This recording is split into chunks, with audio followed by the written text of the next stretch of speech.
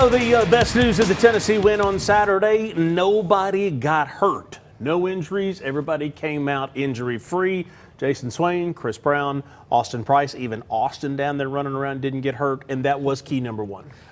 I thought so. I mean, I will say this. Has anybody perfected the fake injury on the extra point better than Bennett Warren? That dude, he limps off. I mean, borderline goes to the injury tent. Like, I mean, he carries that thing used to, like Jackson Lampley and those guys, as soon as you hit the sideline, they're like, all right, we're back. And, I mean, he carries it in. I mean, acting at an oomph degree. I thought he was really hurt, man. What are you talking about? Yeah, well, you're on the Vol Network. He's not, so you have to walk the company line. Oh, man. Company man.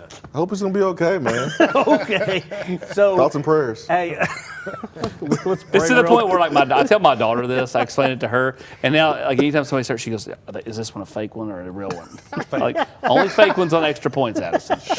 I don't know what you're talking about, man. hey, you took care of business. Yeah. That was key number one. Took care of business. I think key number one was, we've seen in the past, Jason, our teams not playing up to where they needed to play against teams that were inferior to them. Yeah. And I think it was very important to see our team come out after a tough loss to Georgia late, to be able to come out and show exactly how good we actually are. The defense played well, offense played well. We saw some splash plays early, and I think that's a good sign of a really good football team. Well, it was a new test that this team passed. I mean, coming off an emotional game, it didn't matter if it was a win or a loss. It was an emotional, close game to an SEC opponent, and in this case, it was a loss. This team needed to come out and respond and be mature, like they've shown that they can be, and that's what they did. They came out. You knew what was about to happen when Tennessee elected to receive the ball in the coin toss. I was like, oh boy, here we go. And, it's on. It went down and just took care of business. And you know, second team defense, you know, that's not what you want to do. You don't want to give up that many points, but you came out of there with no injuries. You balled out. The starters played in the first half, didn't have any injuries, so you're all good. Well, they worked really hard. You could tell Tim Banks, once the game he knew was secured, he just threw the freshmen out there and knew they were going to make mistakes, knew they were going to give up some plays and some points, and those kids will be better from it, right? I mean, you've seen there was only one bad drive for the defense when the regulars were in there, and there just was a lack of communication and on that junk play that UAB threw at them. This team's just got to continue to communicate well, especially in the back end. That's why, you know, guys like Jaylan McMurray, why Colton Hood, why Andre Turrentine are so important, because when you have some younger guys that, you know, haven't done it before, it's easy to miscommunicate. So when you have older guys out there, it's why Will Brooks was so good last year, right? I mean, he got them lined up. And until Jerrod McCoy can get back, they've got to just continue to hopefully stay healthy in the back end with those older players. Here's what's weird for me is that when we started the season, we talked about this, kind of a lot of unknowns, a lot of young guys, a lot of changes and all this. I don't know that I look at this team right now and see weakness. I don't know that there's anything that I'll look at and say, man, there's okay. Are you saying you agree with me, or are you saying there's weakness? There's weakness. Okay, go for it. Remember, you're on the Vol Network, company line here. Well, I mean, the truth is the truth. And you got injuries. You got your two starting corners who are hurt. I mean, how can you not look at that situation and go, okay, you got some weaknesses? I'll give you that. Georgia game showed that. Interior D-line. Interior defensive line as well, too. So, yeah, you have weaknesses, but you have to mask those weaknesses. You have to play complementary football, which is now why the offense is so important, to be able to go out there and put up points early, so now your defense can play with their ears pinned, and defense can, attack the quarterback. So it's really important to start fast. We saw in the Georgia game what really good offensive coordinators do. They find the weak link and they pick on them. Trent Dilfer is a really good Super Bowl winning quarterback. He knows how to coach offense, right? So they had some very good schemes of things that kind of picked us apart a little bit. I think it was good for our young guys, Austin, like you said, to get in there and play, especially against a scheme of Trent Dilfer. Last week against Georgia, they picked on one of our corners who's young. So there is a weakness at that point. I think teams are going to realize that, and they're going to recognize that and try to go after that. Well, and Boo's had a lot of kind of bust, suspect plays in the back end playing defense. But he got more run Saturday because of just necessity, right? How much, and he played better in the second half. Not great in the first, played better as the game went along. How much does that help him to where they can steal 8 snaps where they slide McMurray to corner, which is something they've not done to this point, and play and get the freshman off the field? He doesn't need to play 94 snaps, right? Much like on defense, like Isaiah Campbell played 29 snaps on Saturday, got some decent push for a true freshman.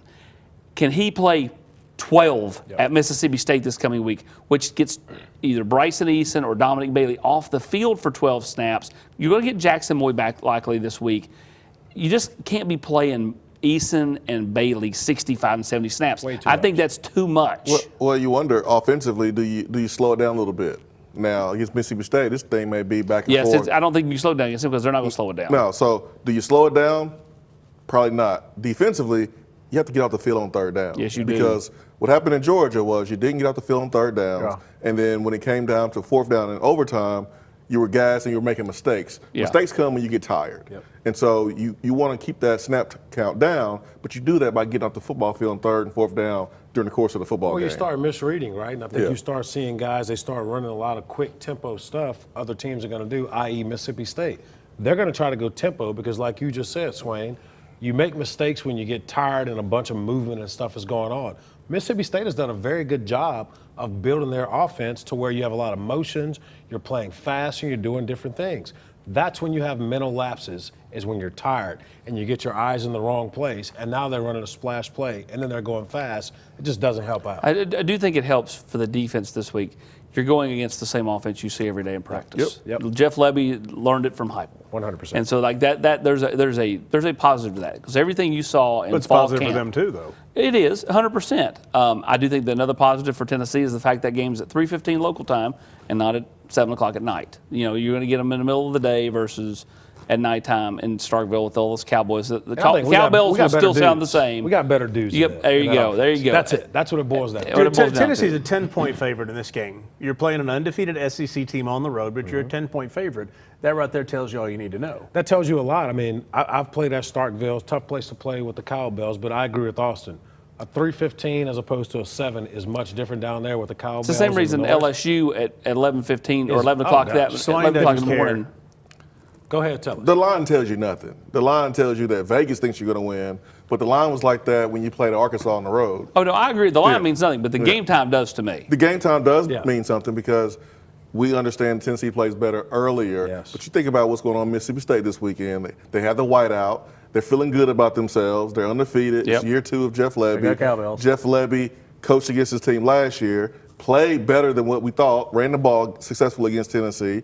Also, Lebby was the offense coordinator at Ole Miss when Ole Miss came here in 21. So they know each other, and those guys will feel confident. It's going to be really important with the Cowbells and everything going on that you start fast and eliminate the crowd as soon as possible. Got to take a break. We'll come back. We'll talk about the SEC just a little bit, and we will have one of Tennessee's defensive stars in studio when we come back in the Food City Locker Room, brought to you by Garza Law.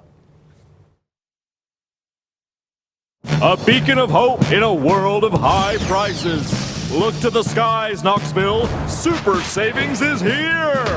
Right now, get 0% APR, 0 down, and 0 payments for 90 days on select models, plus 25,000 miles of complimentary maintenance during our Super Summer Sales event. And don't forget about back-to-school service savings on mobile, pickup, and delivery. Come see the Super Dealer today at either Ted Russell Ford location. Hi, I'm Laura Ash. I'm a State Farm agent here in West Knoxville. I love to serve all of East Tennessee for all of your home, car, life, and business insurance. If you need anything insurance related, give us a call at 675-0888. I'm Tennessee basketball player JP Estrella. Let me give you a tour here of the offices at Knoxville Smiles.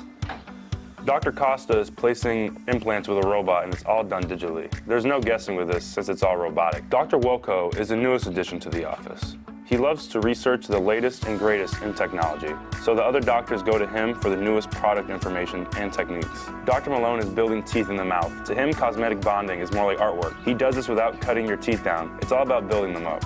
Guys, we still have a problem. Do y'all have a bigger chair?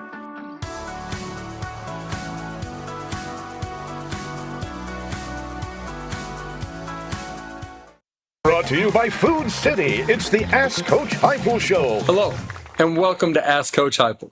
I'm your host, Josh Heupel. Glenn asks, Coach, how does one join the Vol Navy? It's a great question. Well, Glenn, you don't necessarily need a boat. You need a friend with a boat. Always arrive with beef, fresh cut by a Food City butcher, and you'll be welcomed aboard. This has been Ask Coach Heupel. With me, Coach Heupel.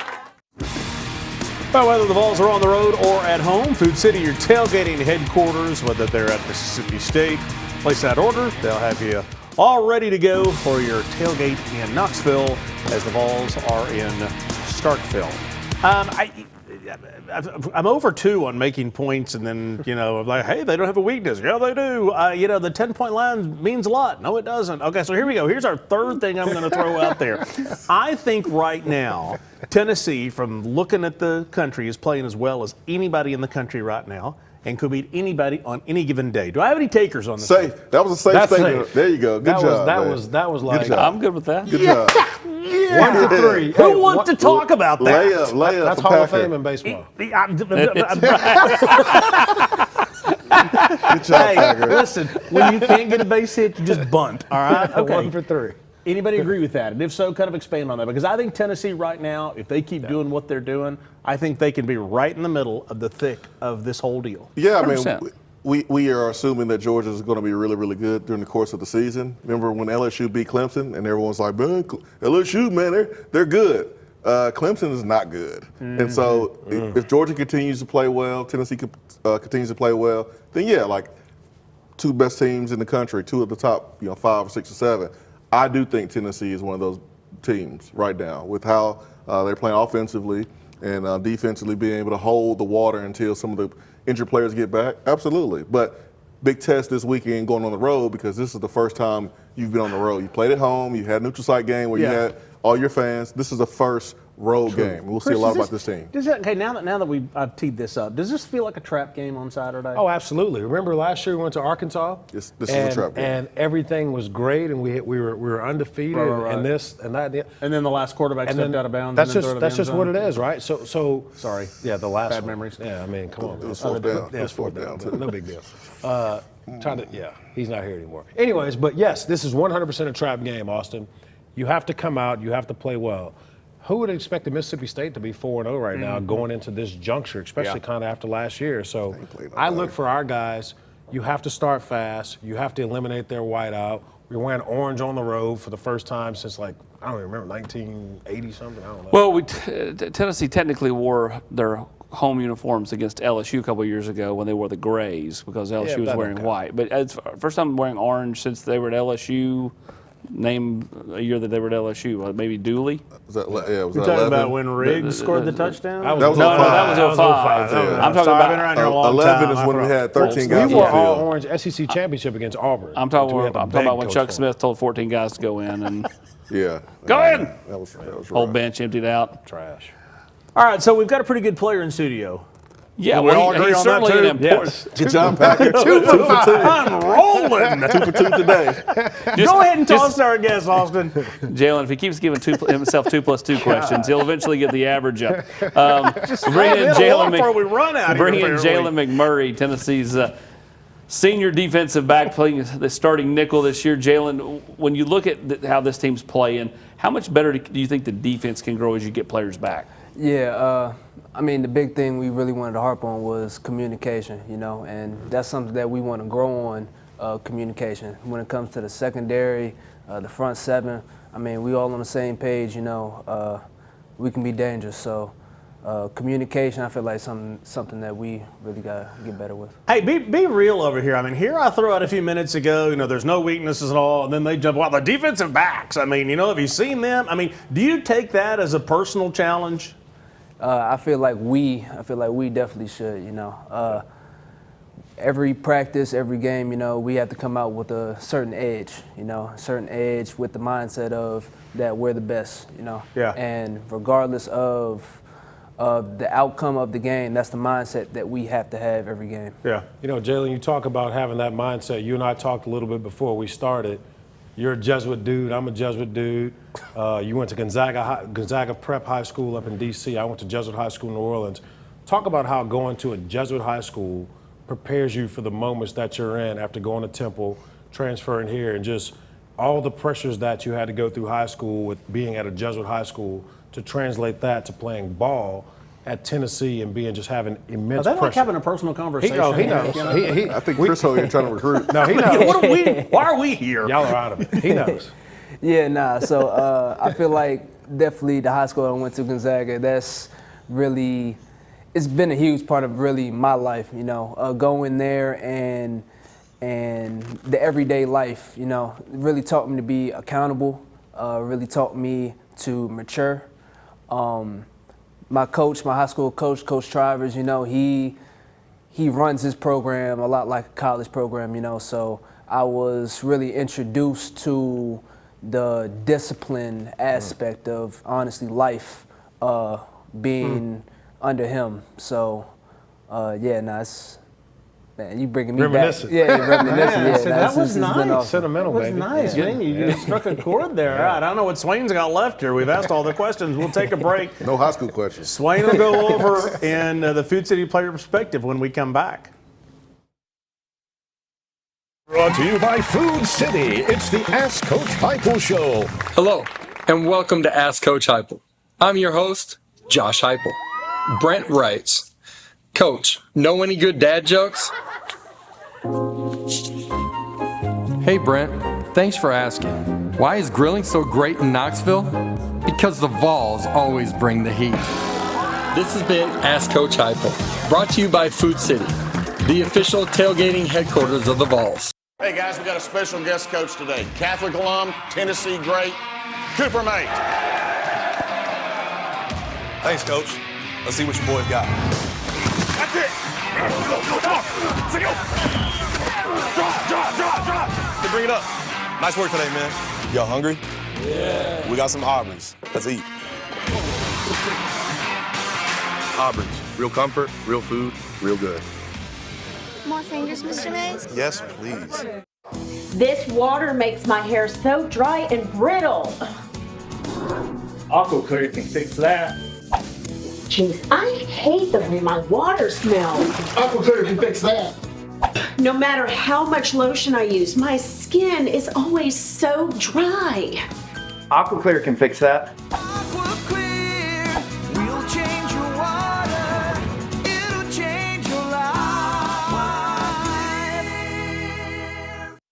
Do y'all remember how much fun we had finishing on the field inside Neyland Stadium for the Covenant Health Knoxville Marathon? I've got some friends with some really good news for you. Join us inside Neyland Stadium on October the 18th for the Finish on the Field 5K, presented by the Garza Law Firm. What a great way to start the third Saturday in October. It's the Finish on the Field 5K, presented by the Garza Law Firm. Visit finishonthefieldvk.com for more details. This is a race where everybody wins. Time now for the Food City Players Perspective. And during the break, Swain had an opportunity to visit with Chris about personal things that might be good for the conversation. So, Jason, take it away. Yeah, Jaylen, Temple, you're starting, you're making plays, but you decide to leave and go to a different place. What was the decision like for you to not only leave Temple, but to pick Tennessee? Yeah, so I cherished, every moment I had at Temple. It's really my time there really made me mature and really had me grow. But I really wanted to, show the nation, what I'm about, and I feel like choosing here, it's really gave me the platform to do so. The competition is what always makes you better. Yeah. The cream rises to the top. You hadn't made a Temple, but you come in, you compete, your butt off. What did you learn about yourself during, the year and a half so far that you've been here competing there in the back end? Yeah, resiliency. Yeah. Resiliency, and honestly, it's really taking advantage of opportunities that I've been given. I've been blessed enough to have these opportunities, to be given these opportunities by these amazing coaches, and just taking advantage of opportunities given. You can play corner, you can play on the inside, playing nickel. What's the difference for you? And when you have to make that change because of maybe of injury or maybe someone needs a blow, are there internal conversations you're having with yourself about what you need to do to perform at a high level? Yeah, the nickel and the corner position, they are two different positions. The nickel is more physical in the run game and all that. Coverage, obviously, with the corners. But honestly, the mindset's still the same for me. Just go out there and do what the job description tells me to do and do it to the best of my ability. So, I try to do that. You being an older player, you being a senior, had some injuries there with the corner position, and you guys had to play some young guys there, especially Ty Redmond. What conversations are you having with him to help him understand that, hey, he belongs and he can play well too? What kind of conversation are you having with him? He I feel like, honestly, as a culture, as a whole room, we have a certain edge to us, a certain edge of we know what we need to do to go out there and perform, and when it comes down to all of us, we all have conversations with each other, if we feel like someone's slacking, we get on them, we feel like someone's doing a good job, keep them right here, so really being humble and, just being ready for the moment. Different for you defensive guy this week. The first couple of weeks, you've had the crowd be loud when you guys were on defense, and you've had to use hand signals and communicate non-verbally. Now, on the road, the offense will be the home team, and you guys will be able to communicate a little bit more. Any changes with how you guys are communicating, any adjustments that you guys need to make on the road this week? Yeah, obviously being home and having home games, could make it harder to communicate. So, I feel like communication still has to stay at an all-time high, especially in the secondary. We all on the same page. We can't be wrong, So really going out there and over-communicating, as I like to try to harp with the secondary, try to go out there and over-communicate. Your first impression of Knoxville, of Neyland Stadium, you coming from Temple. I know you show love to Temple, but Temple ain't Tennessee. We understand that. Yeah. From a game atmosphere, what was your first impression? Man, it was, oof. like it's been on that field, and I think it was really it hit me. It was the first third down. Like the first third down, and you can feel the ground shaking. Like you try not to get caught into like looking in the stands and all that, because you obviously have a job to do. Yeah. I mean, the atmosphere is just different. It's just different. It's awesome, honestly. All right, so goals for yourself individually. I know it's a team game. Everyone wants to talk about, you want to do whatever for the team, and we get that. But do you have any individual goals about what you want to accomplish in your last season here at Tennessee? Yeah, to be completely honest, just giving my all every single play. Like I try not to get caught on. I try to control the things I can control. And that's been my mindset really.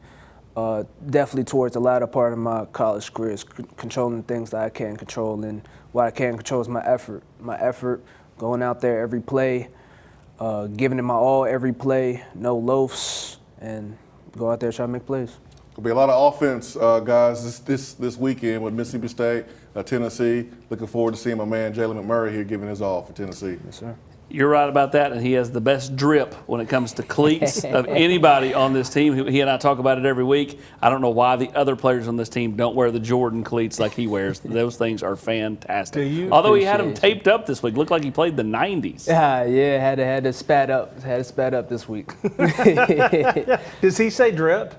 Yeah, I mean, it's drip. Hey, just take care of the Jordans this year while you can. I try to go past it, drip. Yeah. Take care of the Jordans this year while you can. That's a good thing. Good luck this week. We'll talk about the keys to victory when we come back. Matlock Tire Service and Auto Repair is proud to be celebrating 70 years of serving East Tennessee. That's 70 years of old school customer service, trustworthy auto repair, and of course, great deals on tires. Each one of our 5 convenient East Tennessee locations feature family-friendly waiting areas, and you can schedule appointments and search for tires right on our website at matlocktireservice.com. Modern convenience, hometown values. For 70 years and counting, Matlock Tire Service and Auto Repair. Hello, I'm Dr. Joel Ash, a Knoxville native and the owner of Ash Chiropractic and Wellness. We would like to help you on every step along your health journey, whether that's chiropractic care, soft tissue work, or diet and exercise help. I'm located in the Renaissance Plaza. You can give me a call at 865-671-1000. Hi, I'm Matt Marshall with Exterior Home Solutions. Hi, I'm Dustin Woodson, also with Exterior Home Solutions. We are now easier than ever to find, right off of I-75 and Merchants Road. It's a new location, but the same trusted expertise in roofing and siding that you've come to trust over the past 25 years. Local quality craftsmanship, licensed and insured. For the best and most trusted name in roofing and siding, scan the QR code on your screen. Exterior Home Solutions, when it has to be the best.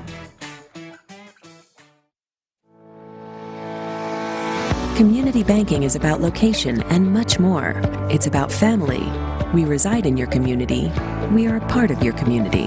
At Commercial Bank, our commitment extends beyond the walls of our branches. It's displayed each day in the opportunities we provide, the money we give back, and the time we commit, all to help improve the lives of the people, families, and businesses that make our communities great. Commercial Bank. Life made better. All right, make sure you keep this in mind. Saturday, October the 18th, it's Finish on the Field 5K, which is brought to you by Garza Law.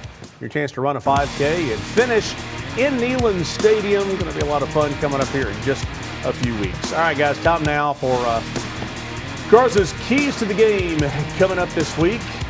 What are the keys to a Tennessee victory, as that game will be an afternoon game?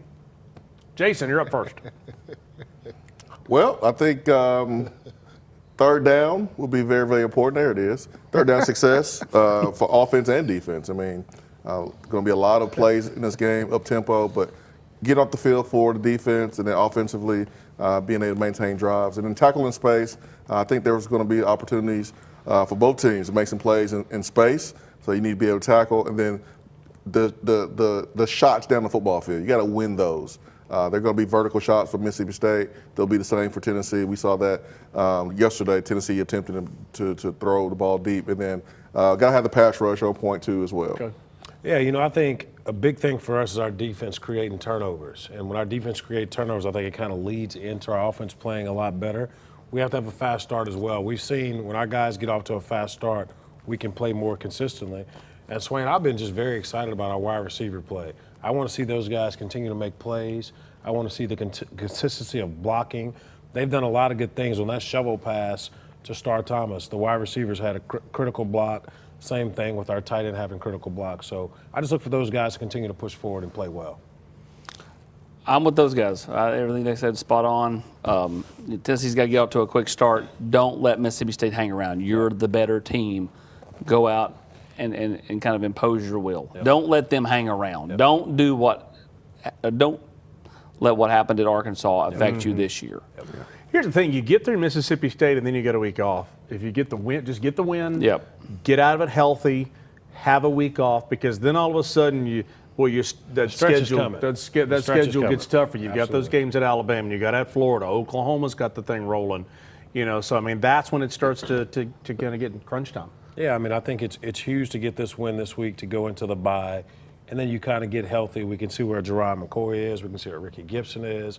We can see where our defensive linemen are trying to come back. And I think this could be a really special season.